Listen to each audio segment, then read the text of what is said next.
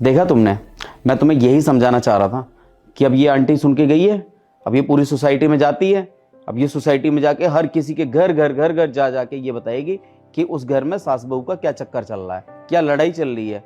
और ये इस लड़ाई के चक्कर में ना मेरी तो नाक ही कट जाएगी। मेरे तो समझ ही नहीं आ रहा, तुम्हें कब समझ आएगा मुझे नहीं पता। अभी भी तुम हमारी बातें सुन रहे हो खड़े खड़े यहाँ पर? नहीं नहीं साहब, मैं तो काम कर रही हूँ अपना। जाओ यहाँ से।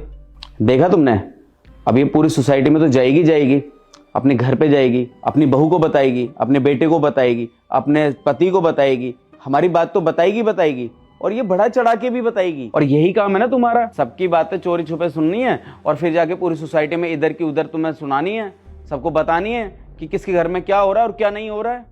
वो साहब मेरे पति नहीं है। बहू तो है ना, उसको बताओगी ना? बहू भी नहीं है, बेटा भी नहीं है। वो साहब कोरोना आया था ना, तो मेरे पति बेटे बहू सब चले गए। वो साहब मैं ही बदनसीब बच गई बस। तो इसका मतलब है कि आप अकेले रहते हो अपने घर में? वो साहब मैं बिल्कुल अकेले हूँ।